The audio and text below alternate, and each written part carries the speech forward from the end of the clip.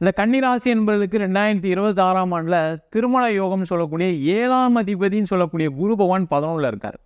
அதே மாதிரி 5ஆம் அதிபதி 6ஆம் அதிபதின்னு சொல்லக்கூடிய சனி பகவான் 7ஆம் இடத்துல இருக்கார். அதனால் இந்த வருஷம் இவங்க எதிர்பார்த்த வரனை செய்வதற்கான ஒரு வாய்ப்பு இருக்குது. நான் நிறைய கன்னிராசி என்பதுக்கு என்ன சொல்லுவேன் அப்படின்னா, 2026ஆம் ஆண்டில் நீங்கள் கல்யாணம் பண்ணுறது தான் பர்ஃபெக்ட்டு.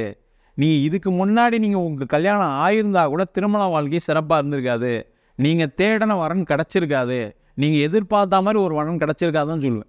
ஆனால் 2026ஆம் ஆண்டில் இவங்க எதிர்பார்த்ததை விட ஒரு நல்ல வரன் அமையும். நல்ல வசதியான, நல்ல அழகான ஒரு வரன் கிடைப்பதற்கான வாய்ப்பு இருக்குது. ரொம்ப முக்கியம் என்னென்னா, மனசுக்கு பிடித்த ஒரு பெண்ணை உள்ள ஒரு ஆணை திருமணம் செய்வதற்கான வாய்ப்பு இருக்குது.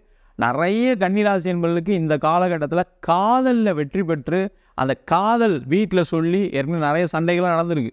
லாஸ்ட்டு 3 இயர்ஸாக பார்த்தீங்க அப்படின்னா, நான் ஒரு லவ் பண்ணுறேன்னு ஒரு பொண்ணை போய் வீட்டில் சொல்லியிருப்பார். அது எப்படி நீ பண்ணலாம் செய்யலாம் சண்டையெல்லாம் நிறைய நடந்திருக்கும்.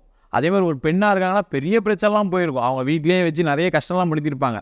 அதெல்லாம் நிவர்த்தியாகி 2026ஆம் ஆண்டு சரி ஓகே நீ ஆசைப்படுற மாதிரி இந்த பொண்ணையை கல்யாணம் பண்ணிக்க, அந்த பையனே கல்யாணம் பண்ணிக்கன்னு சொல்லி குடும்பத்தோடு சேர்ந்து ஒரு திருமண ஏற்பாடு நடைபெறுவதற்கான அதிக வாய்ப்புகள் 2026ஆம் ஆண்டில் இருக்க போகுது.